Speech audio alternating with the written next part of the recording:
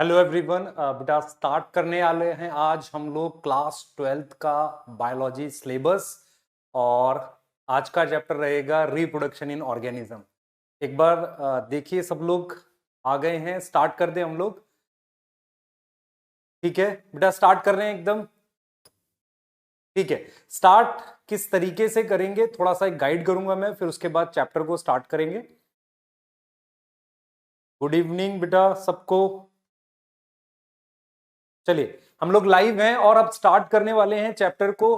तो सबसे पहले क्या स्टार्ट करेंगे, क्या हमारा बेसिक रहेगा और किस तरीके से चीजों को मूव करने वाले हैं वो हम देखेंगे। क्लियर है? ठीक है, आवाज आ रही है मेरी? चलो चलिए स्टार्ट करते हैं बेटा। देखिए हमारा सिलेबस किस तरीके से मूव करने वाला है, पहले उस पर डिस्कशन कर लेते हैं एक। उसके बाद आप लोग को मैं बताऊंगा कि हम किस तरीके से पढ़ेंगे और क्या चीजें हमारे लिए इंपॉर्टेंट है। तो एक बेसिक इंट्रोडक्शन मैं आपका देने वाला हूं चैप्टर का, उसके बाद हम लोग बात करेंगे। तो स्टार्ट करते हैं बेटा। सबसे पहले मैं ये चाह रहा हूं आपको एक बार 12th का एक बेसिक इंट्रोडक्शन दे दूं। 12th का एक बेसिक इंट्रोडक्शन दे दूं, उसके बाद मैं क्या करूंगा, स्टार्ट करूंगा। देखो प्लान क्या रहने वाला है। प्लान ये रहेगा कि आप लोग बेटा कमेंट के थ्रू अपने डाउट्स पूछें, इररिलेवेंट कमेंट ना करें क्योंकि बहुत फास्ट हो जाएगा, मैं देख नहीं पाऊंगा कुछ भी। तो आप क्या करेंगे, अपने सिर्फ डाउट्स पूछेंगे कमेंट्स के थ्रू, और जो भी चीज आपको समझ नहीं आ रही है या कोई ऐसा है जो आपको मिस हो गया वो पूछना चाहते हो तो आप वो पूछोगे। ठीक है, चलो स्टार्ट करते हैं बेटा। सबसे पहले हम क्या करेंगे, 12th का जो सिलेबस है उसका एक बेसिक इंट्रोडक्शन मैं चाह रहा हूं आपको दे दूं। ठीक है, 12th के सिलेबस का एक बेसिक इंट्रोडक्शन मैं चाह रहा हूं आपको दे दूं पहले। सबसे पहले देखो हम लोग कैसे मूव करने वाले हैं, ध्यान से देखना बेटा सब लोग, हम किस तरीके से मूव करेंगे। देखो बेसिक इंट्रोडक्शन क्या है। 12th में टोटल मेरे पास बेटा 5 यूनिट्स हैं। पहले एक बार समझ लो मैं क्या इंट्रोडक्शन दे रहा हूं आपको। टोटल मेरे पास बेटा 5 यूनिट्स हैं, 5 यूनिट्स हैं जिनको हम पढ़ेंगे। यूनिट 1 के बारे में पहले मैं चाह रहा हूं आपको बताना कि क्या है इसमें, आप क्या पढ़ोगे। देखो यूनिट 1 क्या है बेटा हमारे पास। यूनिट 1 एक बेसिक यूनिट है रिप्रोडक्शन की, इस पे हम डिस्कशन करेंगे। और इसमें टोटल मेरे पास 4 चैप्टर्स हैं जिसको हम डिस्कस करने वाले हैं। पहला चैप्टर, ध्यान से सुनो बेटा, पहला चैप्टर जो हमारे पास है, पहला चैप्टर जो हमारे पास है जिसको हम डिस्कस करेंगे वो क्या है। फर्स्ट है बेटा रिप्रोडक्शन इन ऑर्गेनिज्म। पहला चैप्टर जो हम लोग डिस्कशन करेंगे वो है reproduction in organism. First chapter ये रहेगा। सेकेंड चैप्टर हमारे पास रहने वाला है रिप्रोडक्शन इन फ्लावरिंग प्लांट। पहले जरा एक बेसिक इंट्रोडक्शन देख लो जो इसको आपको जरूरी है। ये रिप्रोडक्शन इन फ्लावरिंग प्लांट, ये हमारे पास सेकेंड चैप्टर रहेगा। थर्ड चैप्टर हमारे पास रहेगा ह्यूमन रिप्रोडक्शन, ये रहेगा बेटा हमारे पास third chapter human reproduction. Fourth chapter जो हमारे पास है बेटा वो है रिप्रोडक्टिव है। मैं अब यहां से आपको कुछ इंफॉर्मेशन दे रहा हूं जो आपको ध्यान रखना है। टोटल देखिए ये 4 चैप्टर्स हैं और इनकी जो रूट्स हैं, जड़ें हैं, वो बेसिकली कौन से चैप्टर्स में है बेटा, ध्यान से सुनो बच्चे। वो कौन से चैप्टर्स में है इसकी जड़ें, प्लांट किंगडम में है और सेल साइकिल से इसकी कुछ लिंकेजेस हैं। तो प्लीज आप प्लांट किंगडम और सेल साइकिल वाला टॉपिक हमारी पेज सीरीज वाले लेक्चर से जरूर देख लेना, वहां आपको हेल्प मिलेगी इनको पढ़ने को लेके। क्लियर है? यहां तक समझ में आ रहा है? ठीक है, अब ध्यान से देखो बेटा, ध्यान से देखो। इन चारों चैप्टर्स की जो वेटेज है, मतलब अगर मैं बोर्ड, देखो हम लोग दोनों लेके चल रहे हैं, हम लोग नीट और बोर्ड दोनों को लेकर बेटा चलेंगे। तो जो वेटेज है हमारे पास नीट में, इसमें से बेटा लगभग 10 से लेकर 11 या 12 क्वेश्चंस तक आ जाते हैं।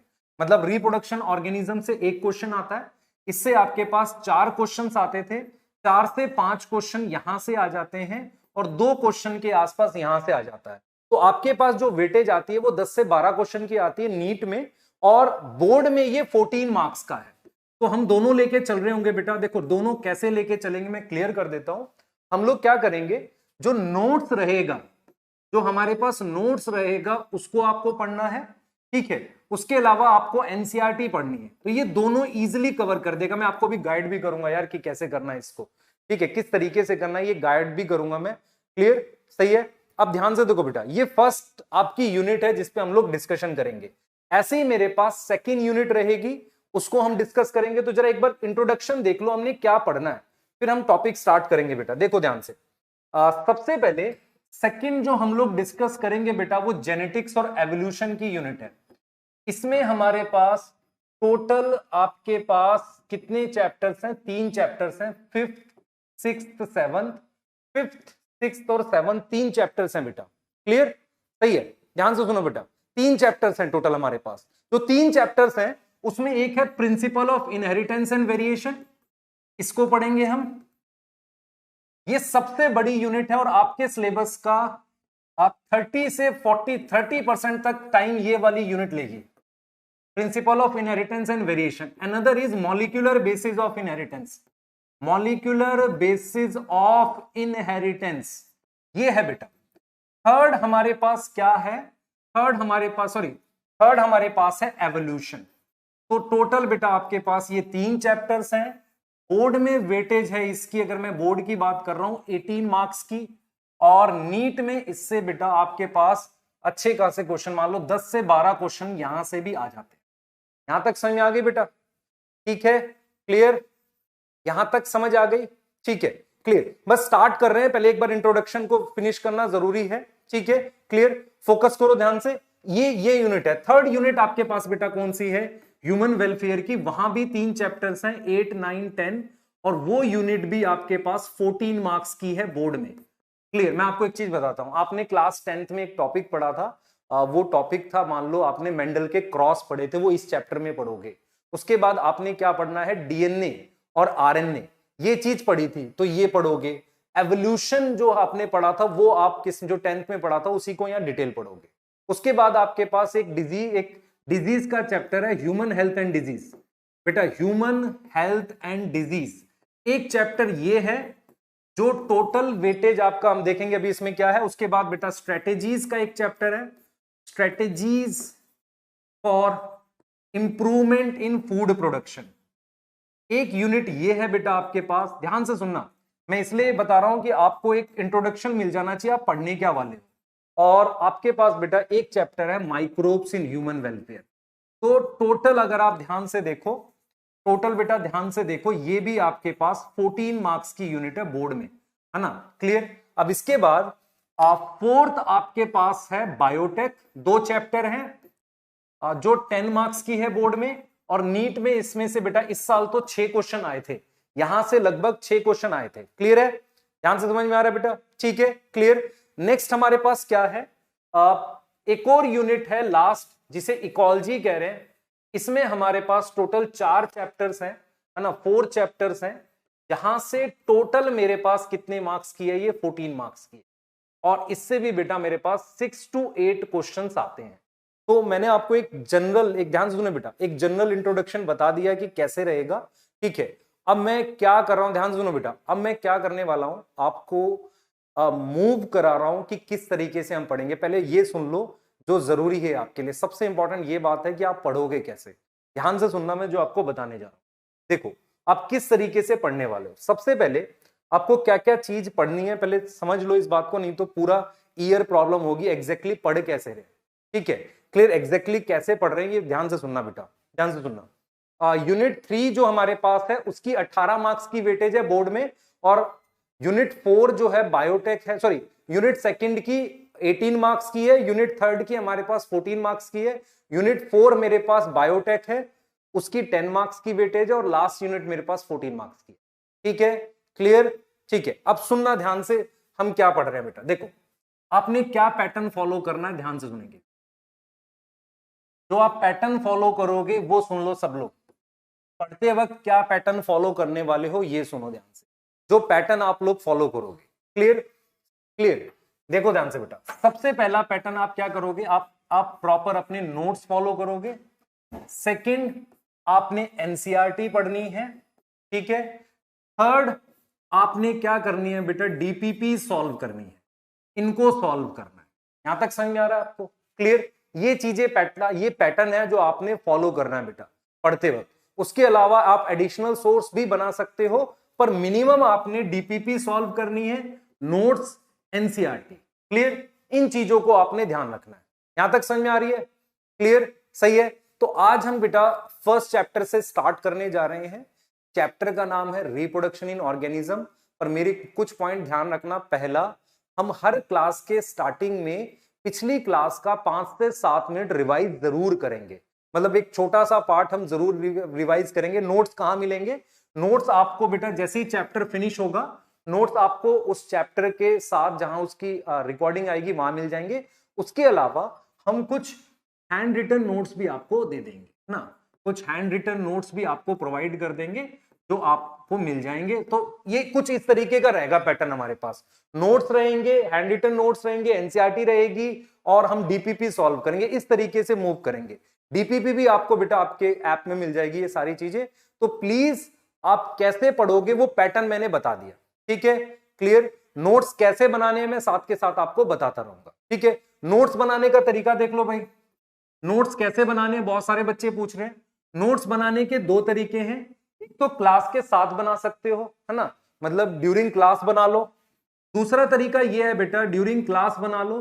दूसरा तरीका यह है कि जो पीडीएफ हम देंगे नोट्स की उससे बना लो। और उसके अलावा बेटा क्लास नोट्स हैं वहां से भी बना सकते हो। जो क्लास नोट्स हैंड रिटन होंगे उनसे भी बना सकते हो। तो कोई एक इसमें से फॉलो कर सकते हो आप। ड्यूरिंग क्लास लिख सकते हो, पीडीएफ फॉर्म से यूज कर सकते हो, कोई भी एक, ठीक है? क्लियर? बेटा पढ़ने का तरीका मैं रिपीट कर रहा हूं, 2 मिनट मेरी बात ध्यान से सुनेंगे सब लोग। सुन लो ध्यान से। हमने सिर्फ कैसे पढ़ना है क्लास 12 के सिलेबस को, जो क्लास में पढ़ाया गया नोट्स उसको रिवाइज करना है। हमने एनसीईआरटी पढ़नी है, उसके साथ एनसीईआरटी की 2 से 3 रीडिंग, फिर हमने डीपीपी सॉल्व करनी है। उसके साथ हैंड रिटन नोट्स होंगे जिनको आप प्रॉपरली मतलब आप उनको लिख सकते हैं। क्लियर? और नोट्स आप मान लो मैं पढ़ा रहा हूं उसके साथ बना सकते हो, या ये जो क्लास की पीडीएफ है ये आपको अवेलेबल हो जाएगी, उससे बना लो, या आप खुद के भी नोट्स बना सकते हो, ठीक है? क्लियर? कोई बुक कोई मतलब इस तरह का आपको कोई अलग से जैसे हमने कह रहा और कुछ नहीं पढ़ना, ये आपके पास मोर देन सफिशिएंट है। चलिए अब हम स्टार्ट करने वाले, ठीक है? हम फर्स्ट चैप्टर स्टार्ट कर रहे हैं और क्लास 12th में टोटल 16 चैप्टर है बेटा। क्लास 11th में 22 था। तो क्लास 12th का सिलेबस जो है वो हमारे पास कंपैरेटिवली कम है, बट इंपॉर्टेंट बहुत है, बहुत सारी चीजें हैं तो हम ध्यान से पढ़ेंगे। सबसे पहला चैप्टर में स्टार्ट करने वाला हूं, जो मैंने नाम दिया है यहां पर बेटा चैप्टर का रिप्रोडक्शन इन ऑर्गेनिज्म। लेक्चर 1 है उसका ये, जिसपे हम लोग एकदम बेसिक से पढ़ेंगे ना। डीपीपी बेटा हमारे पास जो होती है वो एक क्वेश्चन की शीट होती है जिसको आप करेंगे, ठीक है? क्लियर? सही है। अब आओ जरा आगे देखो बेटा। इसके अलावा पीडब्ल्यू की बुक्स वगैरह भी आप ले सकते हैं, वहां से हम बात करेंगे, ठीक है? अब हम स्टार्ट कर रहे हैं चैप्टर को। देखो कैसे स्टार्ट कर रहे हैं, ध्यान से सुनना बेटा। हम किस तरीके से स्टार्ट कर रहे हैं ध्यान से सुनेंगे। देखो हम क्या करते हैं, हम ये देखते हैं कि अर्थ पर हमारे पास काफी बायोडाइवर्सिटी प्रेजेंट। बायोडाइवर्सिटी प्रेजेंट, क्या प्रेजेंट है हमारे पास? बायोडाइवर्सिटी प्रेजेंट है। मैं रिपीट कर रहा हूं, अर्थ पे हमारे पास काफी ज्यादा बायोडाइवर्सिटी प्रेजेंट है। जब मैं इस बायोडाइवर्सिटी को देखता हूं तो मुझे क्या दिखता है, सुनना ध्यान से बेटा। काफी ज्यादा बायोडाइवर्सिटी प्रेजेंट है, अलग अलग शेप के मतलब डिफरेंट मॉर्फोलॉजी के ऑर्गेनिज्म है। मतलब अलग अलग उनकी क्या है बेटा? मॉर्फोलॉजी है ना, अलग अलग मॉर्फोलॉजी है। मैं ये भी कह सकता हूं कि उनका साइज अलग है। अगर आप ध्यान से देखो, मैं ये भी कह सकता हूं कि उनका डिफरेंट साइज है ना, उनका हमारे पास क्या है? डिफरेंट साइज है। अब ध्यान से देखो बेटा, इसे देखो मैं क्या कह रहा हूं। अर्थ पर काफी सारी बायोडाइवर्सिटी प्रेजेंट है, ठीक है? हमारे पास उनकी अलग अलग मॉर्फोलॉजी है, हमारे पास उनका अलग अलग क्या है बेटा? साइज है। अलग अलग क्या है हमारे पास? अलग अलग साइज है। ये चीज समझो, डिफरेंट साइज है। और एक चीज और हम ये देखते हैं कि उन ऑर्गेनिज्म का डिफरेंट लाइफ स्पान है। तो हमारा जो डिस्कशन है आज का, सबसे पहले किस पर है? लाइफ स्पान पे। सबसे पहले किस पर है बेटा? हमारे पास लाइफ स्पान पे।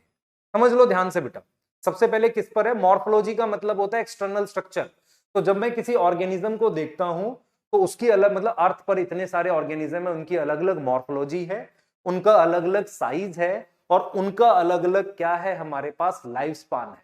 क्लियर? यहां तक समझ में आ रही है? हमारा जो डिस्कशन है वो इस पर जाकर अभी गया है। मतलब अभी हम जो डिस्कस करने वाले हैं चैप्टर 1 में लाइफ स्पान पे डिस्कशन करेंगे। अब देखो, अगर आपसे कोई पूछे व्हाट इज लाइफ स्पान, इसको डिफाइन करो, है ना। अगर आपसे कोई कहे सिंपल ये पूछे कि व्हाट इज लाइफ स्पान क्या है, तो अपनी एनसीईआरटी के फर्स्ट पेज पे आप देखोगे तो एनसीईआरटी कहती है कि life span is a time period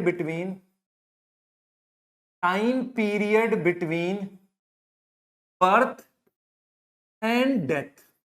लेकिन बहुत सारे बच्चे अगर सिर्फ डेथ लिखोगे, ध्यान से सुनो बेटा, बहुत सारे बच्चे क्या करोगे, डेथ लिखोगे तो उतना सफिशिएंट नहीं है, हमें डेथ नहीं लिखना, यहां पर नेचुरल डेथ लिखना है। तो नेचुरल डेथ, आप समझो इस चीज को। तो हमने ये बोला है लाइफ स्पान क्या है बेटा, एक टाइम पीरियड है किसके बीच में, ध्यान से सुनेंगे, टाइम पीरियड है किसके बीच में, बर्थ और नेचुरल डेथ के बीच में। क्लियर है, यहां तक समझ में आ रहा है, क्लियर। तो बर्थ और डेथ के बीच के जो टाइम पीरियड है उसको हम क्या बोल रहे हैं, लाइफ स्पान बोल रहे हैं। हम ये देखते हैं बेटा, हम ये देखते हैं कि अर्थ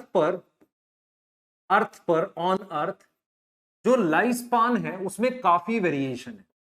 लाइफ स्पान है उसमें लार्ज अमाउंट ऑफ वेरिएशन है। आपको बहुत सारे ऐसे इंसेक्ट मिलेंगे जो एक दिन जीते हैं सिर्फ, है ना। आप देखो, अगर आप खुद से सोचो बच्चे, बहुत सारे ऐसे इंसेक्ट हैं जो एक सिंगल डे में मर जाते हैं। बहुत से ऐसे लोग हैं जो कई 100 ईयर्स तक सरवाइव करते हैं, जैसे बेनियन ट्री। तो आप ये देखो, वो वेरी करता है, वेरी फ्रॉम फ्यू आवर्स से लेकर टू 100 ऑफ ईयर्स तक। आप देख रहे हो, 100 ऑफ ईयर्स तक वो वेरी करता है। और एनसीईआरटी ने कहा भी है कि यार देखो, हमने डिफरेंट ऑर्गेनिज्म के लाइफ स्पान बताए हैं, अलग अलग ऑर्गेनिजम्स के क्या करे हैं, लाइफ स्पान बताए हैं। बेटा देखो, एक चीज मैं आपको बताता हूं, देखो नेचुरल डेथ का मतलब हम एक एवरेज टाइम पीरियड लेते हैं ह्यूमन का, जैसे 70 ईयर्स है, क्लियर। तो एनसीईआरटी ने क्या किया है बेटा, अलग अलग मतलब लाइफ स्पान बताए हैं। जैसे उसने क्या किया है, ध्यान से सुनना बेटा, उसने कहा है कि भाई जो पैरट है, पैरट का लाइफ स्पान 140 ईयर्स है।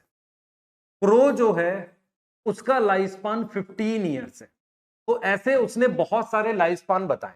जैसे उसने इसके अलावा क्या बताया, टॉर्टोइज जो है वो हमारे पास 100 to 150 ईयर्स दे रखा है, ठीक है। उसके अलावा टॉर्टोइज के अलावा हमारे पास और क्या दे रखा है, और भी एग्जांपल दे रखे हैं बेटा। जैसे मान लो एलिफेंट है, तो एलिफेंट हमारे पास कितना दे रखा है, 90 ईयर्स दे रखा है।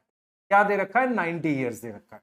तो हम यहां पर ये समझ रहे हैं, ध्यान से सुनो बेटा, ध्यान से सुनो, हम यहां पर ये समझ रहे हैं कि जो अर्थ है, उस अर्थ पे हमारे पास अलग अलग ऑर्गेनिजम्स हैं और उनका लाइफ स्पान बहुत वेरी करता है।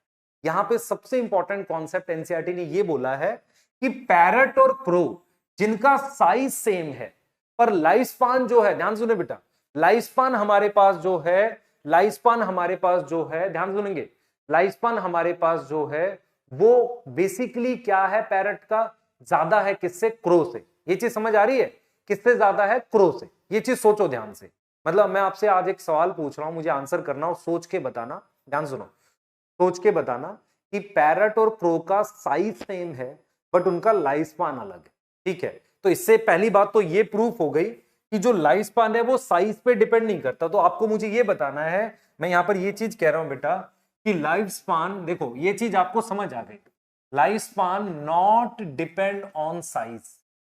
लाइफ स्पान किस पे डिपेंड नहीं करता, साइज पे डिपेंड नहीं करता, है ना। लाइफ स्पान जो है हमारे पास किस पे डिपेंड नहीं करता, साइज पे डिपेंड नहीं करता। पहली बात तो ये देखो, किस पे डिपेंड नहीं करता, हमारे पास साइज पे डिपेंड नहीं करता। उसका एग्जांपल ये है कि जो पैरट है एंड क्रो, उनके साइज सिमिलर है but life span different. But क्या है हमारे पास बेटा, लाइफ स्पान डिफरेंट है, साइज अलग है बट लाइफ स्पान हमारे पास क्या है, डिफरेंट है। हम बात कर रहे हैं किसकी, पैरट और क्रो की। इसी तरीके से एक एग्जांपल और दे रखा है फर्स्ट पेज पे एनसीईआरटी ने, मैंगो एंड बेनियन, उनका साइज सिमिलर है बट डिफरेंट लाइफ स्पान है। बट क्या है हमारे पास, डिफरेंट लाइफ स्पान है। तो साइज सिमिलर है बट डिफरेंट हमारे पास क्या है, लाइफ स्पान है। मैं आपसे सिर्फ रीजन जानना चाह रहा हूं, मुझे सोच के बताओ ये लाइफ स्पान किस पे डिपेंड कर रहा है, क्यों इनका इतना साइज जो है, आप सोचो, खुद से सोचो, क्यों इनका साइज में इतना सिमिलरिटी है पर लाइफ स्पान में।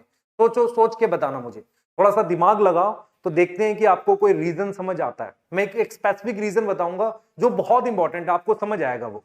एक स्पेसिफिक रीजन बताना बेटा, सोसाइटी नहीं है ना, मेटाबॉलिज्म नहीं, ऐसा कुछ नहीं। सोचो, मैंगो एंड बेनियन, सोचो सोचो जल्दी जल्दी, ठीक है। रेट ऑफ ग्रोथ, देखे एक बार, देखे रीजन, देखें बेटा, देखो एक रीजन मैं बताता हूं आपको, इसका रीजन किस चीज में, देखो रीजन मैं बताता हूं मैं आपको। रीजन जो हम एक्सप्लेन कर रहे हैं बेटा, वो रीजन कैसे आया है, वो रीजन एक थ्योरी के थ्रू आया। तो देखो हम रीजन बता रहे हैं, देखो reason why different life span. कुछ बच्चों का आंसर सही है, एवोल्यूशन से रिलेटेड है, कहीं ना कहीं ये रिलेटेड टू एवोल्यूशन है। ये आंसर सही है, कहीं ना कहीं रिलेटेड टू एवोल्यूशन है। पर बात को थोड़ा सा और बेटर तरीके से जानना जरूरी है कि एवोल्यूशन से कैसे रिलेटेड है ना, कैसे एवोल्यूशन से रिलेटेड है, बात को थोड़ा और बेटर वे में जान लेते हैं।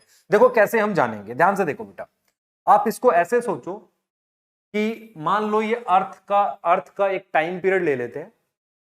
अर्थ का ये इनिशियल टाइम है, इनिशियल टाइम मतलब अर्थ का शुरुआती टाइम। अर्थ के शुरुआती टाइम में क्या हुआ था, सोचना ध्यान से। अर्थ के शुरुआती टाइम में हमारे पास क्या था बेटा, समझना, कंडीशंस अनफेवरेबल थी। कंडीशंस क्या थी, अनफेवरेबल थी। समझो ध्यान से, मैं ये कह रहा हूं कि अर्थ के टोटल टाइम को दो हिस्सों में बांट लो। एक वो टाइम जब कंडीशन अनफेवरेबल थी, अनफेवरेबल मतलब अच्छी नहीं थी। एक वो टाइम अर्थ का लेटर टाइम जहां पर कंडीशंस कैसी थी, फेवरेबल थी। कंडीशंस कैसी थी बेटा, फेवरेबल थी, कंडीशंस फेवरेबल थी।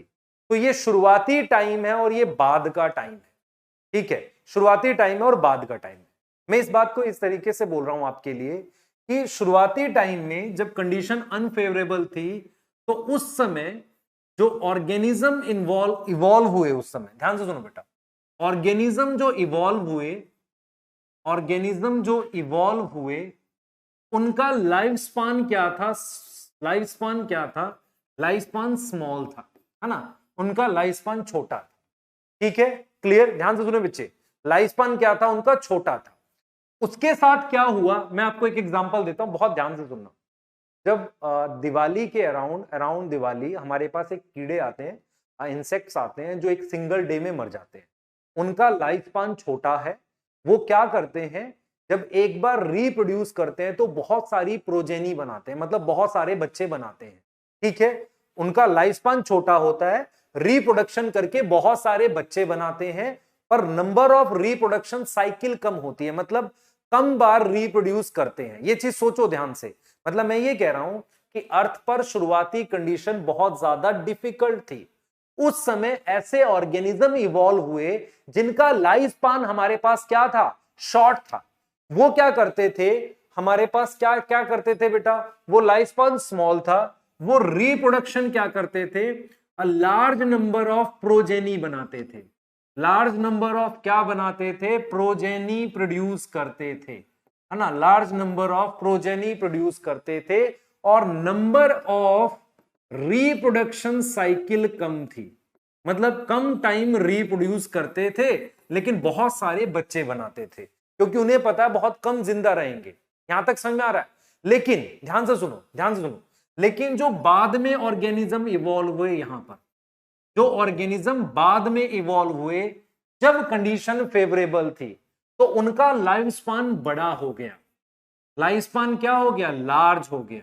उन्होंने क्या किया, लेस नंबर ऑफ प्रोजेनी बनाई, लेस नंबर ऑफ क्या बनाई, प्रोजेनी बनाई।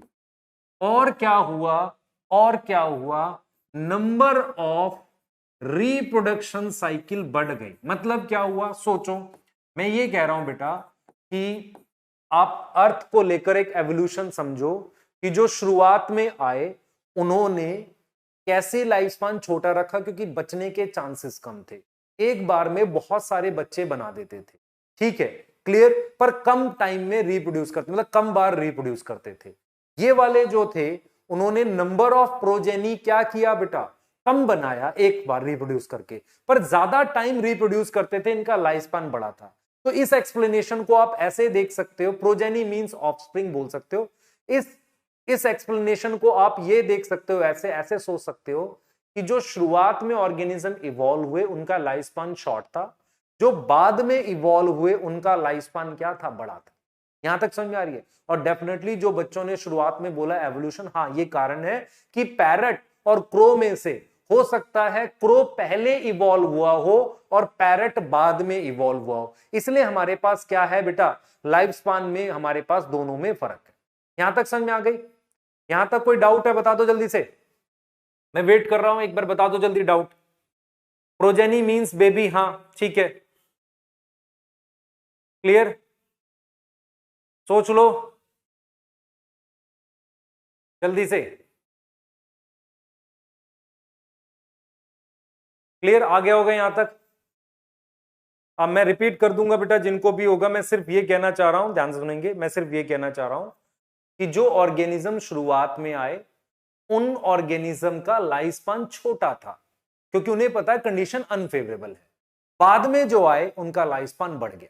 ठीक है, क्लियर है ना? अब शांत हो जाओ, अब कमेंट मत करो, इतना एक समझने के लिए बताया। एनसीईआरटी ने तो सिर्फ लाइफ स्पैन दिए हैं। अब एक चीज समझो, एनसीईआरटी ने एक बात बोली है बेटा आपको, एनसीईआरटी ने एक बात बोली है, बात ये बोली है भाई देखो कि हम ये देखते हैं लाइफ स्पैन, देखो लाइफ स्पैन जो है, लाइफ स्पैन ऑफ ऑर्गेनिज्म वो हमारे पास क्या है, डिफरेंट है ना, अर्थ पर डिफरेंट है, डिफरेंट ऑन अर्थ, अर्थ पर वो डिफरेंट है, लाइफ स्पैन हमारे पास अर्थ पर अलग अलग दिखता है मुझे। ठीक है, दूसरा एनसीईआरटी ने ये बोला भाई, दूसरा एनसीईआरटी ने बोला है कि every organism which take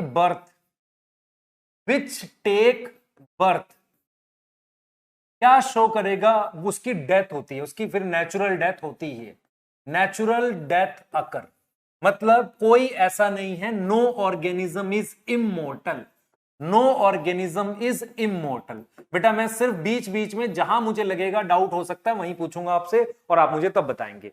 no organism is immortal, है ना, ऐसा एनसीईआरटी ने क्लियर बोला है कि कोई ऑर्गेनिज्म जो है इमोर्टल नहीं है। और उसने ये बोला है बेटा except single cell organism, except single cell organism which is immortal, जो हमारे पास क्या है, इमोर्टल है। इमोर्टल का मतलब वो मरता नहीं है। जैसे मान लो आपके पास ये एक बैक्टीरिया है, ये बैक्टीरिया है, इस बैक्टीरिया ने डिवाइड किया और 2 डॉटर सेल्स बना दिए, डिवाइड करके 2 डॉटर सेल्स बना दिए, है ना, 2 डॉटर सेल बना दिए। 2 डॉटर सेल कैसे बनाए भाई, डिवाइड करके, डिवीजन से 2 डॉटर सेल बना दिए। तो मैं आपको यह समझाने की कोशिश कर रहा हूं कि बैक्टीरिया ने डिवीजन से 2 डॉटर सेल बना दिए, ठीक है, 2 डॉटर सेल बना दिए, इसका मतलब इस सेल को तो पता ही नहीं कहां गया, अब ये इसकी जगह ये 2 आ गए, इसलिए हम कह रहे हैं इमोर्टल है। अगर मैं आपसे एक एक एक्सप्लेनेशन पूछता हूं, देखो मेरी बात सुनना ध्यान से, देखो why single cell organism is immortal, single cell organism immortal क्यों है, क्यों सिंगल सेल ऑर्गेनिज्म नहीं मरता, इमोर्टल मतलब नहीं मरता, कारण सुन लो ध्यान से, कारण सुन लो।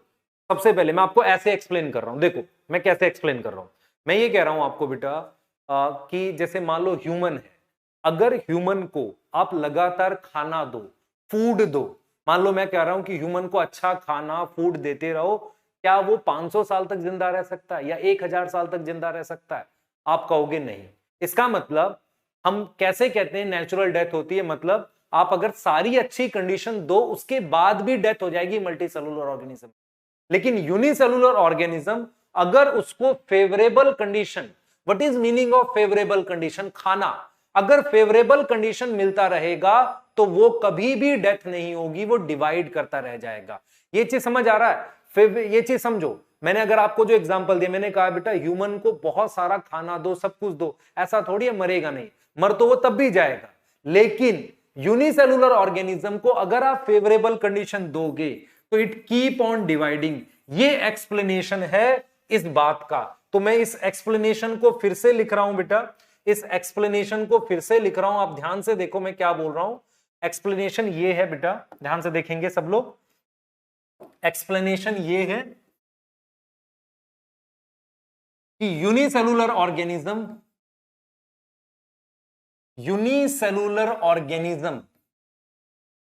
इफ प्रोवाइडेड फूड, अगर उसको क्या दे दो, फूड दे दो, इट कीप ऑन डिवाइडिंग, वो डिवाइड करता रहेगा। समझ लो इस बात को, इट कीप ऑन डिवाइडिंग। अगर यूनिसेलुलर ऑर्गेनिज्म को खाना दोगे तो it keep on dividing, but even if favourable condition is provided, even if favorable condition is provided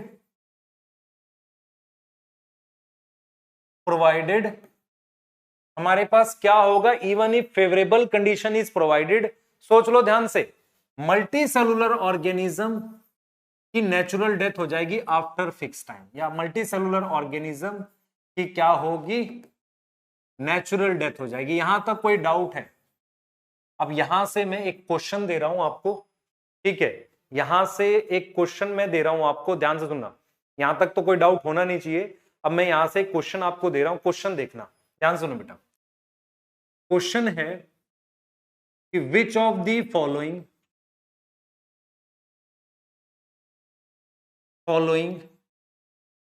not have fix life span, ठीक है, या इमोर्टल कह देते हैं। क्वेश्चन ये, ऑप्शन देखो, प्लेनेरिया, बी हमने लिख दिया अर्थवॉर्म, सी पाइनस प्लांट है, डी बैक्टीरिया। सोच के आंसर बताना इसका, ठीक है, सोच के आंसर बताना इसका। क्लियर? सोच के बताओ आंसर क्या हुआ, क्लियर? सोच के बताओ जल्दी से क्या हुआ। हाँ सोचो सोचो, मुझे यूनिसेलुलर चाहिए आंसर में, मुझे क्या चाहिए, यूनिसेलुलर चाहिए। तो आप देखो क्या लगाएंगे बेटा, शाबाश, गुड, डी, शाबाश। क्यों? देखो प्लेनेरिया मल्टी सेलुलर है, ये नहीं होगा, ये नहीं होगा। अर्थवॉर्म मल्टी सेलुलर है, ये नहीं होगा। पाइनस मल्टी सेलुलर है, ये नहीं होगा। और बैक्टीरिया आंसर होगा, क्योंकि बैक्टीरिया क्या है, यूनिसेलुलर, ठीक है, बैक्टीरिया क्या है, यूनिसेलुलर। यहां तक समझ में आ गई? ठीक है, क्लियर, डन, यहां तक आ गया होगा बेटा, ठीक है ना? चले आगे, हाँ शाबाश। तो ये तरीका है बेटा, इस तरीके से क्वेश्चन करना है। लाइफ स्पान का क्वेश्चन ऐसा ही आएगा, अगर आया नीट में या आपके बोर्ड में आया भी तो इसी तरीके का क्वेश्चन आएगा। क्लियर है? चलिए, पहला कॉन्सेप्ट आपने सीख लिया जिसे हम लाइफ स्पान कहते हैं। लेट्स इनके लाइफ स्पान देख लेते हैं एक बार, किसका किसका आपको याद करना है, इनके सबके याद करने हैं। तो मेरे पास एलिफेंट का बेटा 90 ईयर्स होता है, ठीक है, एलिफेंट का 90 ईयर्स, रोज का 5 to 7 ईयर्स होगा हमारे पास, ठीक है, डॉग का 15 से 20 साल, कुछ बुक्स में वेरिएबल हो सकता है इसको लेके, क्रो 15 ईयर्स है, बटरफ्लाई 1 से 2 वीक, ठीक है, ये आपके पास लाइफ स्पान है, ठीक। इसके बाद आ जाओ, कुछ और लाइफ स्पान है, बनाना ट्री हमारे पास, ठीक है, बनाना ट्री लिख सकते हो, क्रोकोडाइल 60 हो गया, बनाना ट्री हम लोग बेटा 20 ईयर्स के आसपास लिख सकते हैं, ठीक है। काऊ है हमारे पास 25 to 30 ईयर्स तक लिखा हुआ है, ठीक है। हॉर्स हमारे पास 62 ईयर्स लिखा हुआ है कुछ बुक्स में। तो फ्रूट फ्लाई बेटा हमारे पास 3 से 4 वीक, क्लियर, ये है हमारे पास, ठीक है। तो ये हमारे पास क्या हो गया, लाइफ स्पान को लेके आपको बता दिया कि कैसे ध्यान रखना है, आपको क्या याद करना है, इनके लाइफ स्पान याद करने, है ना, आपको लाइफ स्पान याद करने, नीट में आ सकता है, पर क्योंकि एनसीईआरटी में स्पेस छोड़ रखा है शायद ना पूछे, पर ठीक है, आपको जो सबसे इंपॉर्टेंट क्वेश्चन अगर आया नीट में तो कौन सा आएगा कि आपको ऑप्शन दे देगा यूनिसेलुलर और मल्टी सेलुलर, उसमें से पूछ लेगा कि कौन सा लाइफ स्पान है, उसमें से पूछेगा हमारे पास कौन सा लाइफ स्पान है। यहां तक समझ में आ रही है, क्लियर है, ठीक, क्लियर। नेक्स्ट हम लोग अब बात करने वाले हैं अगला, इससे आगे की हम बात करेंगे, क्लियर। इससे हम आगे की बात करेंगे, इस चीज को समझ लो ध्यान से। तो हमारे पास क्या क्या आ गया, ये हो गया, ठीक है, क्लियर एक्सप्लेनेशन हो गई। अब हम बेटा अगला टॉपिक पढ़ेंगे एसेक्सुअल रिप्रोडक्शन। पर देखो एनसीईआरटी इसको किस तरीके से जोड़ रही है। एनसीईआरटी कह रही है कि एवरी ऑर्गेनिज्म, हर एक ऑर्गेनिज्म का हैव सम लाइफ स्पान, हर ऑर्गेनिज्म का एक लाइफ स्पान है। अगर किसी का लाइफ स्पान है तो डेथ भी होगी, डेथ इज सर्टेन, ठीक है। और क्या होता है, डेथ, इसका मतलब क्या होगा बेटा, डेथ भी होगी, है ना, ये चीज कह रहा है। दूसरी वो बात ये कह रहा है कि ऑर्गेनिज्म जो है, ऑर्गेनिज्म कंटिन्यूटी मेंटेन करता है अर्थ पे। कंटिन्यूटी का मतलब होता है अर्थ पर बना रहता है। कंटिन्यूटी मेंटेन करता है कैसे, बाई एसेक्सुअल रिप्रोडक्शन। कैसे करेगा, एसेक्सुअल रिप्रोडक्शन, सॉरी कैसे करेगा, रिप्रोडक्शन से। तो हमें क्या करना है बेटा, यहां से एक टॉपिक को लिंक करना है जिसका नाम रिप्रोडक्शन है। तो एनसीईआरटी क्लियर कह रही है हर ऑर्गेनिज्म का अपना एक लाइफ स्पान है, कुछ टाइम के बाद ऑर्गेनिज्म मर जाता है, कुछ टाइम के बाद ऑर्गेनिज्म मर जाता है। ऑर्गेनिज्म को अर्थ पर बनाए रखने के लिए एक बायोलॉजिकल प्रोसेस की जरूरत है, जिसे हम क्या बोलते हैं, जिसे हम रिप्रोडक्शन कह रहे हैं। तो अभी हम जो टॉपिक पढ़ने वाले हैं बेटा, यहां से हम लोग टॉपिक जो पढ़ेंगे वो कौन सा पढ़ने वाले हैं, रिप्रोडक्शन। तो हम जो टॉपिक पढ़ रहे हैं बेटा वो पढ़ेंगे रिप्रोडक्शन, है ना। रिप्रोडक्शन के बारे में हम लोग बात करेंगे सबसे पहले, ठीक है, कि रिप्रोडक्शन क्या होता है उसको हम डिस्कस करने वाले हैं, व्हाट इज रिप्रोडक्शन, ठीक है। फिर यहां से हम एसेक्सुअल पढ़ेंगे, फिर सेक्सुअल पढ़ेंगे। तो जरा रिप्रोडक्शन को सिंपल डिफाइन करते हैं। व्हाट इज रिप्रोडक्शन, रिप्रोडक्शन क्या होता है, it is a biological process, it is a biological process to produce offspring, offspring होता है बच्चे, offspring of its own kind। ये एक सिंपल डेफिनेशन है जो आप बचपन से पढ़ते आ रहे हो, इसमें कुछ नया तो है नहीं। हमने सिंपल ये बता दिया एक बायोलॉजिकल प्रोसेस है जिसमें ऑफस्प्रिंग बनता है खुद के जैसा। खुद के जैसा जो ऑफस्प्रिंग बनता है उसको हम क्या बोलते हैं बेटा, रिप्रोडक्शन बोलते हैं। उसको क्या बोल देते हैं हम लोग, रिप्रोडक्शन बोल देते हैं। यहां तक समझ में आ रही है, उसको हमने रिप्रोडक्शन बोल दिया। मेरी बात अगली सुनना ध्यान से, देखो रिप्रोडक्शन अर्थ पर दो पर्पस सॉल्व करता है। अगर मैं आपसे सिंपल बात करूं, रिप्रोडक्शन अर्थ पर दो पर्पस सॉल्व करता है। क्या दो पर्पस सॉल्व करता है, सुनना ध्यान से। रिप्रोडक्शन जो है हमारे पास अर्थ पर दो पर्पस सॉल्व करता है, सॉल्व टू पर्पस, दो पर्पस सॉल्व करता है। पहला पर्पस है ए, लाइफ की कॉन्टिन्यूटी बनाता है। क्या बनाता है, कंटिन्यूटी ऑफ लाइफ मेंटेन करता है, मतलब लाइफ बनी रहे अर्थ पर, ये काम करता है। बी क्या करता है वो बेटा, पहला वो करता है लाइफ की कंटिन्यूटी मेंटेन रखता है। दूसरा काम वो क्या करता है, सेकंड काम क्या करता है बेटा, वेरिएशन लाता है। क्या लाता है, वेरिएशन प्रोड्यूस करता है। तो हमारे पास इस चीज को लेके बिल्कुल क्लियर रहो कि लाइफ में दो काम कर रहा है। एक तो कंटिन्यूटी मेंटेन कर रहा है, कंटिन्यूटी मतलब लाइफ बनी रहे, ये काम कर रहा है। दूसरा वो क्या कर रहा है बेटा, हमारे लिए वेरिएशन लाता है। इस चीज में कोई डाउट है बताओ। कंटिन्यूटी अगर आपको याद हो बेटा, आपने कभी 10th क्लास में एक लाइन पढ़ी थी कि रिप्रोडक्शन ऑर्गेनिज्म के लिए जरूरी नहीं है, किसी स्पीशीज के सर्वाइवल के लिए जरूरी है। याद करो, ऑर्गेनिज्म के लिए जरूरी नहीं है, किसी स्पीशीज के सर्वाइवल के लिए जरूरी है। इसीलिए हम कह रहे हैं कि reproduction continuity of life maintain करता है। दूसरा वो क्या करता है, वेरिएशन बना सकता है। दूसरा क्या बना सकता है, वेरिएशन बना सकता है। और अगर हम ध्यान से देखें, हर ऑर्गेनिज्म जो है उसमें एक साइकिल होगी जिसको हम क्या कहेंगे, बर्थ। बर्थ के बाद क्या होगी, ग्रोथ।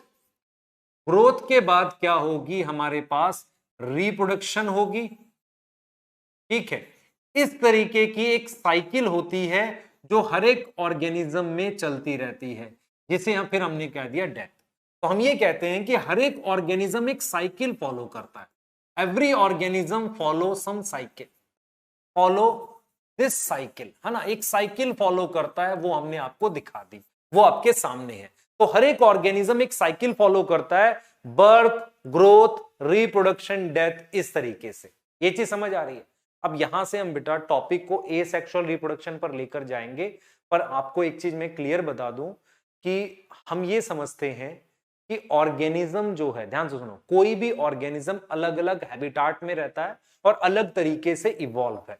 तो वो कौन सी रिप्रोडक्शन सिलेक्ट करेगा ये उसके ऊपर, मतलब उसकी कई चीजों पे डिपेंड करता है। मैं सिंपल ये कह रहा हूं कि जो ऑर्गेनिजम्स हैं, ऑर्गेनिजम्स जो हैं, उनका हमारे पास क्या है, डिफरेंट हैबिटाट है। ऑर्गेनिजम्स का हमारे पास क्या है, डिफरेंट हैबिटाट है, अलग अलग उनका हैबिटाट है, अलग अलग उनकी फिजियोलॉजी है, मतलब अलग अलग उनकी खुद की क्या है, फिजियोलॉजी है। तो वो कौन सी रिप्रोडक्शन सिलेक्ट करेंगे, ये काफी इंपॉर्टेंट पॉइंट होता है कि वो किस तरह की रिप्रोडक्शन सिलेक्ट करेंगे, ये सोचने वाली बात होती है। मतलब type of reproduction, type of reproduction they select, type of reproduction they select, जो वो सिलेक्ट करेंगे वो डिपेंड करता है, depend on these parameter. These parameter कौन से पैरामीटर, कि वो कहां मिलते हैं, जिसे आप क्या कहते हो, फिजियोलॉजी, और क्या कहते हो बेटा आप, हैबिटाट। फिजियोलॉजी और हैबिटाट आप बोलते हो। यहां तक देखो ध्यान से बेटा, ये समझ आ गई बात मैंने क्या बोली, क्लियर?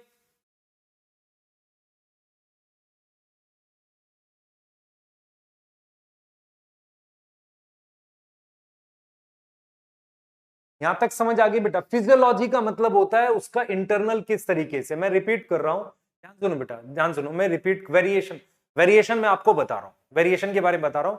मैं सिंपल आपको ये कह रहा हूं कि ऑर्गेनिज्म कौन सी रिप्रोडक्शन सिलेक्ट करेगा, ये डिपेंड करता है उस पर कि क्या उसका हैबिटाट है, कहां रह रहा है। और फिजियोलॉजी जो है हमारे पास, फिजियोलॉजी का मतलब उसकी जो इंटरनल मतलब डेवलपमेंट है, या अंदरूनी जो भी बदलाव उसके अंदर हो रहे हैं, ये सारी चीजें। ठीक है, मैं एक बार आपको जरा वेरिएशन बता देता हूं। देखो वेरिएशन हम जेनेटिक्स में पढ़ेंगे, पर वेरिएशन का मतलब समझो। देखो मैं एक सिंपल पहले वेरिएशन बता देता हूं, ठीक है, मैं क्या कर रहा हूं, वेरिएशन बता रहा हूं आपको, ठीक है, सुन लो ध्यान से क्या होता है। देखो व्हाट इज वेरिएशन, वेरिएशन का एक बार मीनिंग समझ लो, जिनको डाउट है वेरिएशन का मतलब समझ लो क्या होता है। देखो आपके पास ये पेरेंट है, ये दो पेरेंट्स हैं जिनके बीच में क्रॉस हुआ है, ये पेरेंट है, इनके बीच में क्रॉस होके हमने जो बनाया है ये प्रोजेनी है या ऑफस्प्रिंग है, इन्हें क्या कह रहे हैं, offspring. Now what is variation, variation क्या होता है, ऑफस्प्रिंग का अपने पेरेंट से अंतर और ऑफस्प्रिंग का आपस में क्या अंतर, मतलब इन दोनों ऑफस्प्रिंग का आपस में कितना डिफरेंस है और इस ऑफस्प्रिंग का पेरेंट से क्या अंतर है, इसे हम क्या बोलते हैं, वेरिएशन। इसे हम क्या बोलते हैं, वेरिएशन बोलते हैं। मैं रिपीट कर रहा हूं बेटा इस बात को, मैं कह रहा हूं कि ऑफस्प्रिंग आपस में कैसे अलग है और ऑफस्प्रिंग का पेरेंट से क्या अंतर है, इसको हम क्या बोलते हैं, वेरिएशन। इसको हम क्या बोलते हैं, वेरिएशन। ठीक है, क्रॉस मतलब रिप्रोडक्शन कह रहे हैं बेटा, क्लियर, क्रॉस मतलब रिप्रोडक्शन, ठीक है, क्लियर। तो ध्यान से देखो बेटा, क्लियर, ध्यान से, ये चीज समझ आ रही है, क्लियर है बच्चे? हाँ, तो प्लीज सिर्फ चैट में तभी लिखो जब आपको जरूरत हो, क्योंकि ये आपके लिए अच्छा होगा, आप डाउट पूछ पाओगे, है ना, क्लियर, बिल्कुल लाइव है ये, है ना, सही है। फिजियोलॉजी बेटा, फिजियोलॉजी का मतलब होता है, मेरे को एक चीज बताओ, एक ऑर्गेनिज्म जो है वो तेज सांस लेता है तो उसका लाइफ स्पैन छोटा हो सकता है, ऐसा भी बोलते हैं हम। फिजियोलॉजी मतलब एक तरीके की, आप ये समझो कि उसकी बॉडी की जो भी डेवलपमेंट हो रही है वो सारा इंटरनल सब कुछ हम बात कर रहे हैं, उसका रेस्पिरेशन, ये सब कुछ फिजियोलॉजी में आ रहा है। तो उसकी किस तरीके की नीड है उसके बेस पर वो रिप्रोडक्शन सिलेक्ट करता है, सेक्सुअल या एसेक्सुअल, ये चीज समझो, क्लियर है? ठीक है, चलो हम आगे मूव करेंगे बेटा। हम सबसे पहले क्या पढ़ने वाले हैं, आपको मैंने ये चीज क्लियर करी है कि रिप्रोडक्शन दो काम करता है, एक लाइफ को बनाए रखता है, दूसरा वेरिएशन लाता है। दूसरा क्या लाता है, वेरिएशन, क्लियर है?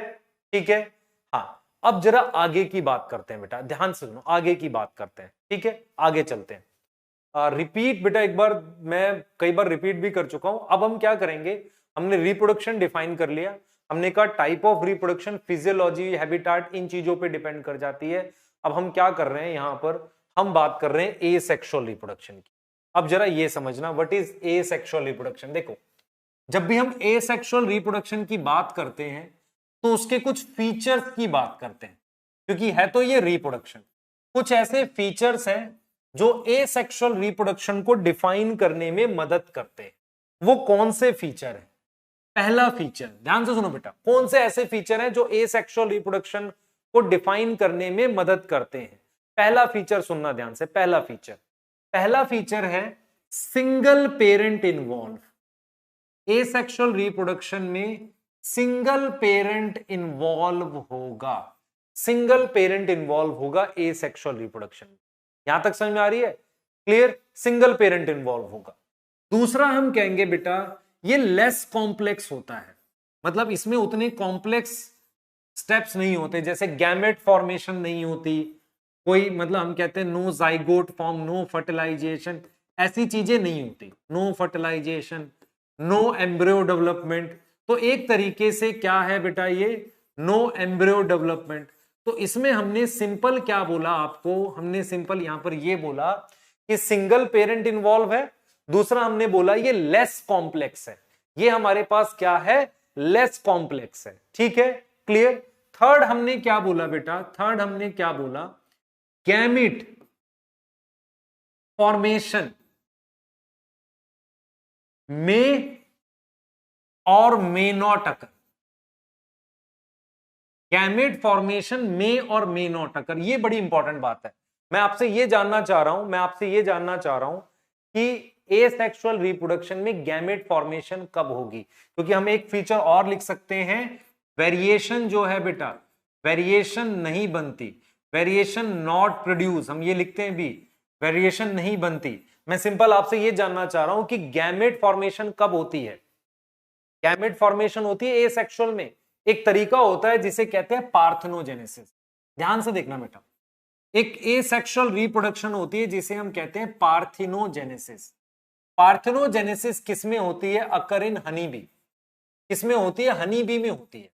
और इसमें क्या होता है बेटा, गैमेट फॉर्मेशन हमारे पास क्या होगी, मतलब इसमें क्या होगी, गैमेट फॉर्मेशन होती है। क्लियर, सुनना ध्यान से कैसे होगा। देखो, हनी बी में क्वीन होती है, क्वीन डिप्लॉयड होती है और उसमें 32 क्रोमोसोम होते हैं। जब वो क्वीन मियोसिस करती है, ध्यान सुनेंगे बेटा, जब क्वीन में मियोसिस होती है, इसको समझो जरा ध्यान से, मियोसिस की वजह से हमारे पास एग सेल बनते हैं। एग सेल क्या हो गए, गैमीट हो गए। अब इस गैमीट से डायरेक्टली मेरे पास एक हनी भी बनता है जिसे हम ड्रोन कहते हैं। तो ड्रोन क्या हो गया, ड्रोन क्या हो गया, हैप्लॉइड होता है और क्या होता है, मेल है। तो हम ये समझ रहे हैं, इसे हम पार्थेनोजेनेसिस लिख रहे हैं। तो व्हाट इज पार्थेनोजेनेसिस, सोचो जरा ध्यान से, व्हाट इज पार्थेनोजेनेसिस, ध्यान से सोचो बेटा।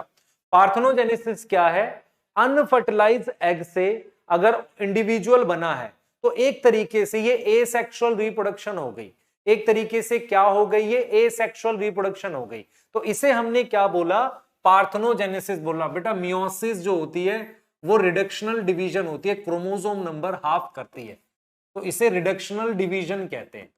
तो आपने क्या सीखा, आपने सीखा कि there are some asexual reproduction जहां पर गैमेट फॉर्मेशन होती है। उसका एग्जांपल क्या है हमारे पास, पार्थेनोजेनेसिस। क्या एग्जांपल है बेटा हमारे पास, पार्थेनोजेनेसिस। क्लियर, सही है। तो हम इस बात को लिख सकते हैं यहां नोट की फॉर्म में, यहां नोट की फॉर्म में लिख रहे हैं, इन parthenogenesis which is a asexual reproduction, which is a asexual reproduction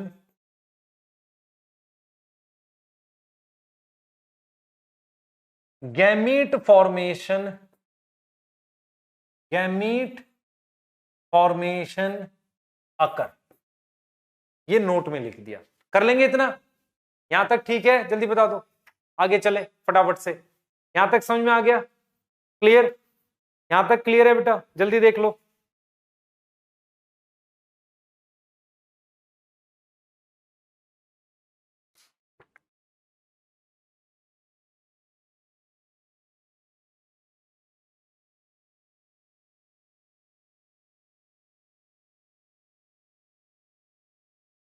यहां तक समझ बेटा, मियोसिस हम लोग एक डिवीजन होती है, ठीक है, क्लियर है। मैंने सिर्फ आपको ये बोला है अभी तक कि पार्थेनोजेनेसिस एक टाइप की एसेक्सुअल रिप्रोडक्शन है, जहां पर हैप्लॉइड सेल से डायरेक्टली एक ऑर्गेनिज्म बन जाता है, वो एसेक्सुअल रिप्रोडक्शन है ना। और उसमें गैमेट बना है, देखो ना यहां पर गैमेट फॉर्मेशन हुई है, ये गैमेट बना है और इससे गैमेट से डायरेक्टली ये बन गया, तो हमने लिखा ना gamete formation may or may not अकर। ये हमने फीचर्स बता दिए, किसके फीचर्स बता दिए, एसेक्सुअल के। बेटा ड्रोन हैप्लॉइड होता है, याद याद देखो हमारे पास क्या होते हैं, कुछ होता है social insect. What is social insect? Which live in colony.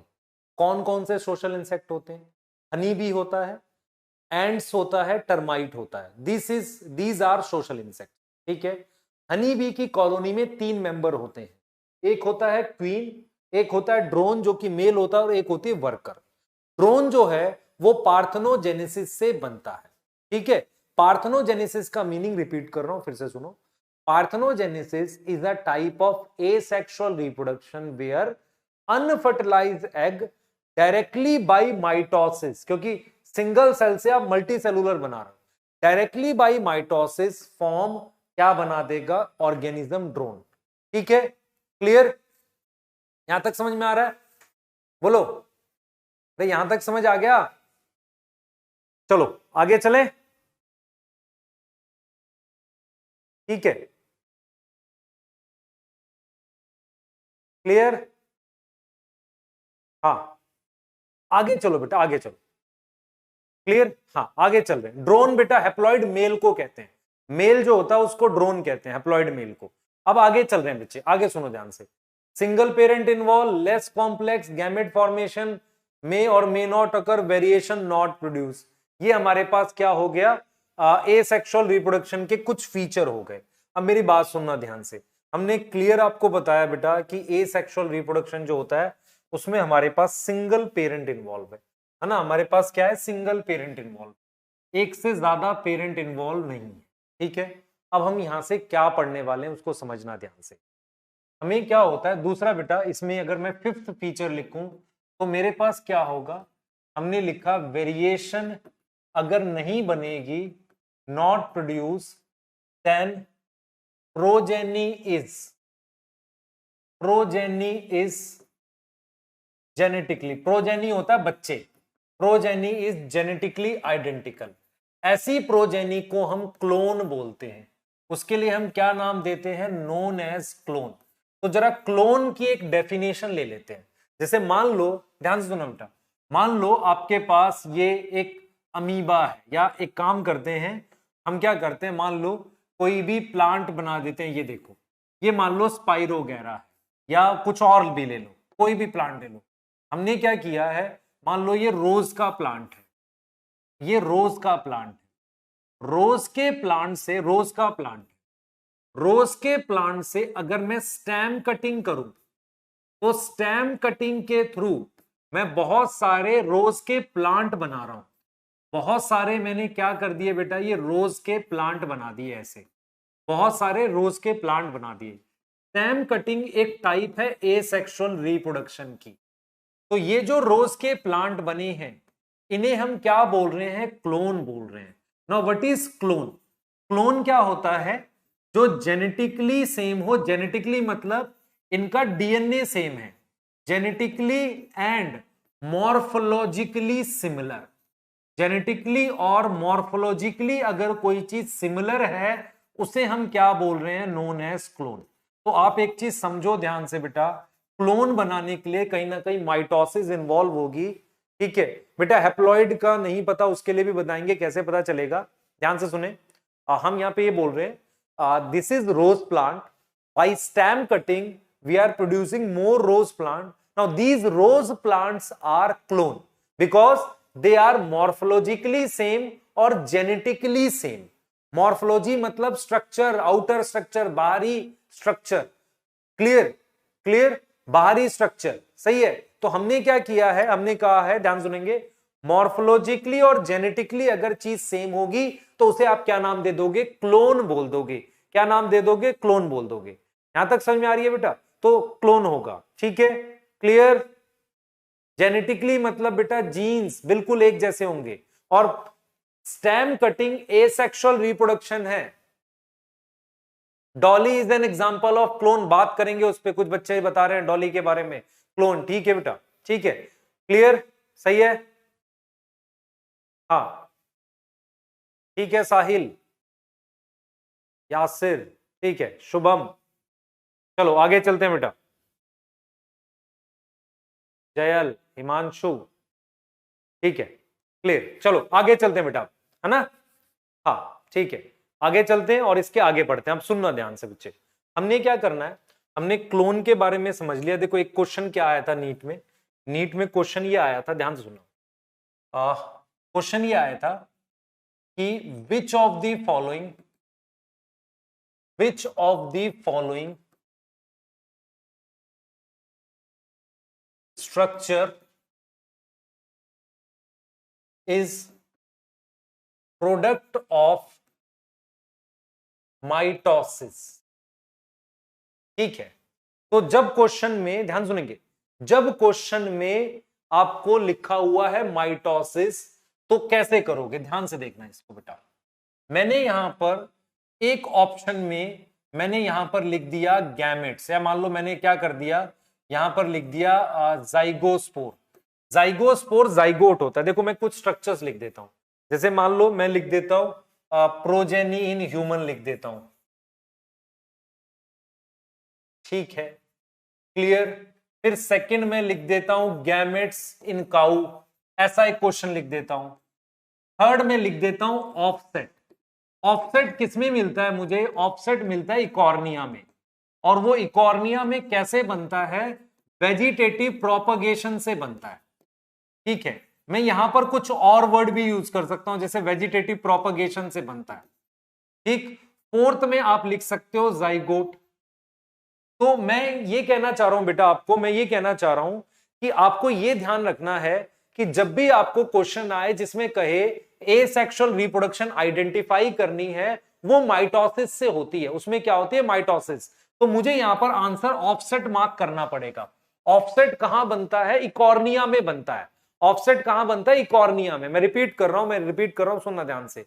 मैं ये कह रहा हूं बेटा, आपको अपने दिमाग में ये बिठाना है कि जो एसेक्सुअल रिप्रोडक्शन के स्ट्रक्चर हैं, they are product of mitosis, they are product of mitosis. इसमें सिर्फ ये एसेक्सुअल रिप्रोडक्शन का प्रोडक्ट है, इसलिए आंसर हम क्या लगा देंगे, 3 लगा देंगे। तो इस तरीके से क्वेश्चंस को डील करना आपने सोचते हुए, तो आपने ये समझना है कि division involve in asexual reproduction, division involve in asexual reproduction, उसका नाम क्या है, माइटोसिस। उसका नाम क्या है हमारे पास, माइटोसिस। क्या नाम है हमारे पास, माइटोसिस। तो division involve in asexual reproduction, उसका नाम हमारे पास क्या है बेटा, माइटोसिस है। उसका नाम हमारे पास क्या है, माइटोसिस। हो जाएगा क्लियर, समझ लो ध्यान से बेटा। बच्चे वाटर हाइसिंथ आपने क्या हुआ था, मॉर्फोलॉजी का जो पहले वाला पार्ट था ना, आपके सिलेबस से रिड्यूस हो गया था, इसलिए कुछ बच्चों को शायद पता नहीं है। हमारे पास पानी में एक ग्रीन कलर का प्लांट मिलता है जिसे इकॉर्निया कहते हैं। उस इकॉर्निया में नया प्लांट बनता है ऑफसेट से। जैसे पोटैटो में ट्यूबर होता है ना, अनियन में बल्ब होता है, ऐसे ही एक स्ट्रक्चर होता है जिसे ऑफसेट कहते हैं, ऑफसेट।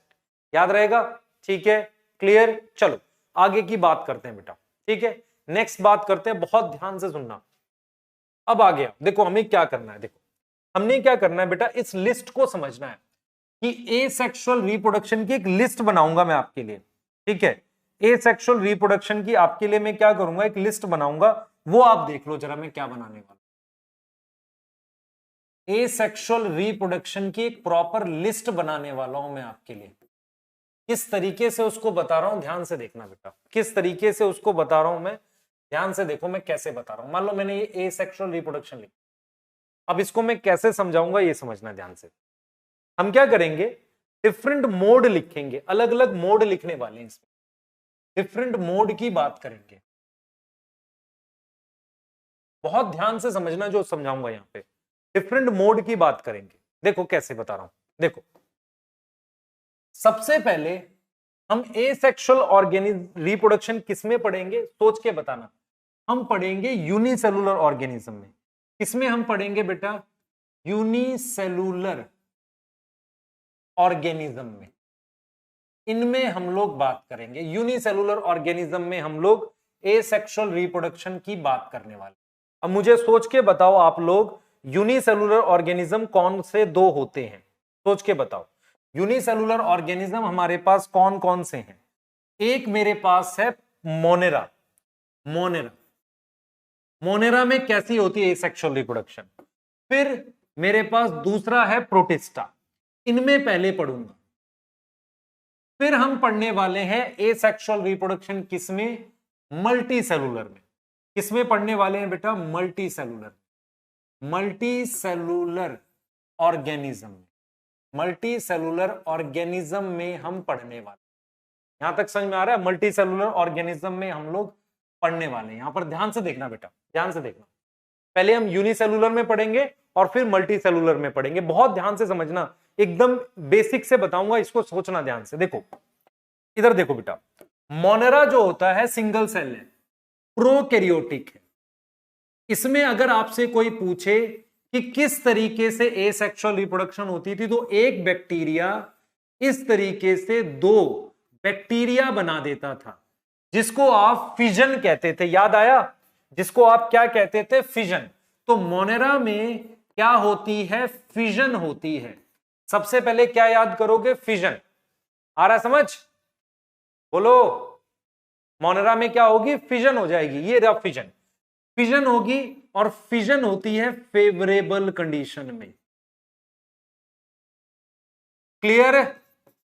दूसरा, पहला हमने बोला फिजन। दूसरा बेटा, अगर मैं आपसे बोलूं, आप 11th की एनसीईआरटी बायोलॉजिकल क्लासिफिकेशन के पेज नंबर 20 पे जाओगे तो आपको मिलेगा, एक तो फिजन होती है, दूसरा स्पोर होते हैं जिन्हें एंडोस्पोर कहते हैं। और वो हमारे पास कब होती है? अनफेवरेबल में। तो आपने ये याद करना है बेटा, अनफेवरेबल और फेवरेबल में किस तरीके की रिप्रोडक्शन होती है। एक होती है मेरे पास फिजन और दूसरी मेरे पास होती है हमारे पास कौन सी? एंडोस्पोर। यहां तक समझ में आ रही है? यहां तक क्लियर है? बोलो बेटा, यहां तक क्लियर है? एक मिनट,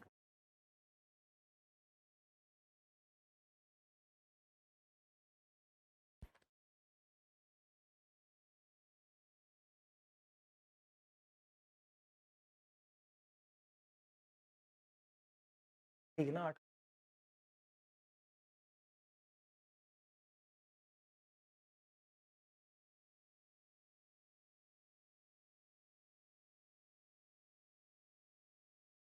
ठीक है, यहां तक समझ में आ गई बेटा? ये चीज समझना। ये आपको कहां लिखा होगा? ये आपको बायोलॉजिकल क्लासिफिकेशन पेज नंबर 20 पे मिल जाएगा ना।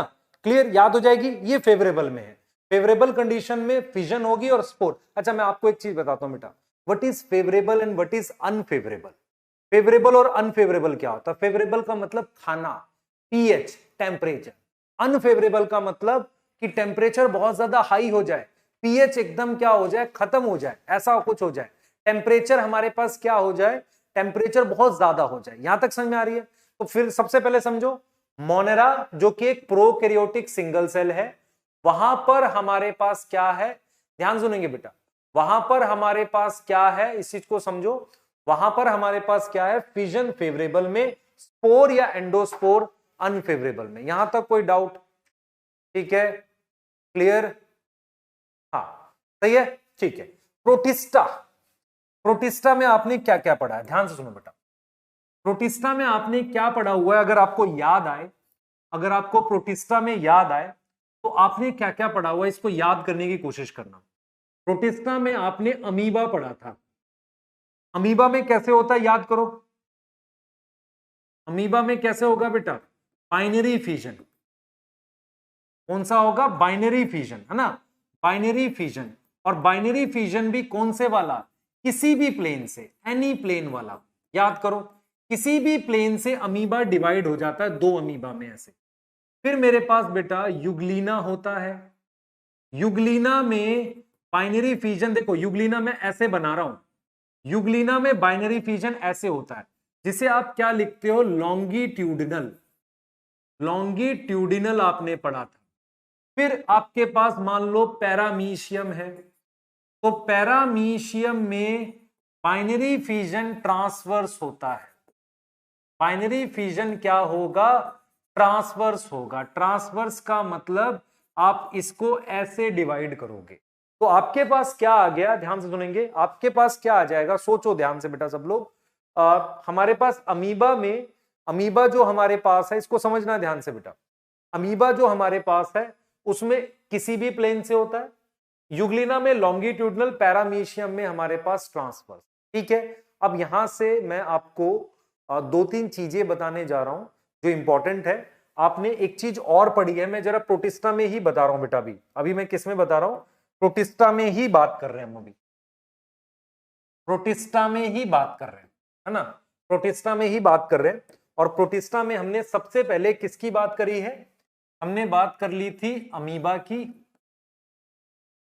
अमीबा में फेवरेबल कंडीशन में, फेवरेबल कंडीशन में कौन से वाली होती है, याद करो जल्दी से, फेवरेबल कंडीशन में कौन सी होगी, बाइनरी फिजन। ठीक है, उसके बाद मैंने और भी नाम लिखे, मैंने यूग्लिना लिखा, फिर मैंने पैरामीशियम लिखा। इनमें भी मेरे पास क्या होगा बेटा, पैरामीशियम में भी बाइनरी फिजन, इसमें लॉन्गिट्यूडनल, और दूसरे वाली में कौन सी है, ट्रांसवर्स। इस वाले में कौन सी हो गई, ट्रांसवर्स हो गई। यहां तक आपको समझ आनी चाहिए।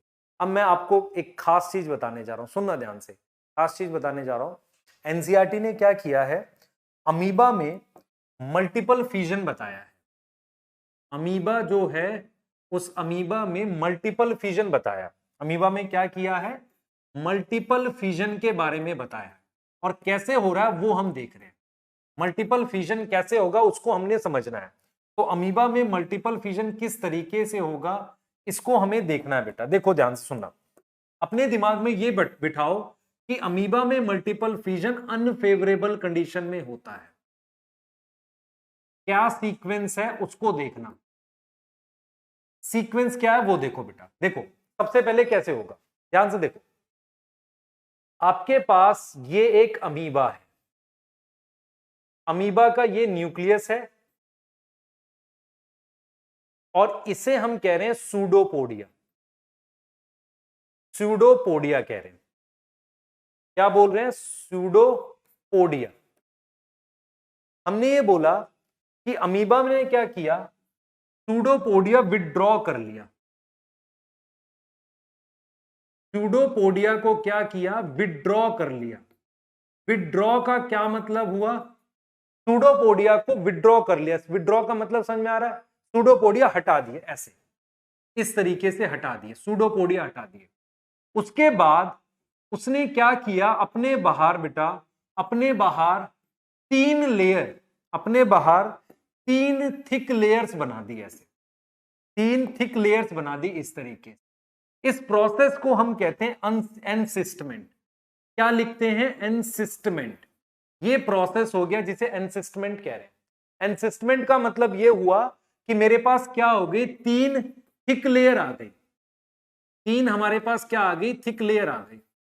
अब सोचो, तो सबसे पहले हमारे पास सूडोपोडिया है, फिर हमने क्या किया, सूडोपोडिया हट गए, उसके बाद हमने क्या किया, तीन थिक लेयर आ गए, एनसिस्टमेंट। और ये कब हो रहा है, अनफेवरेबल कंडीशन में। और ये चीज बेटा थाउजेंड्स ऑफ ईयर तक सरवाइव कर सकती है। It can survive, it can survive for very long time, for very long time, बहुत लंबे समय तक ये सरवाइव कर सकती है। अब देखो जरा, उसके बाद क्या होगा, जब फेवरेबल कंडीशन आएगी, फेवरेबल कंडीशन आएगी, तो इसके अंदर हमारे पास क्या बनेंगे, स्पोर्स बनेंगे।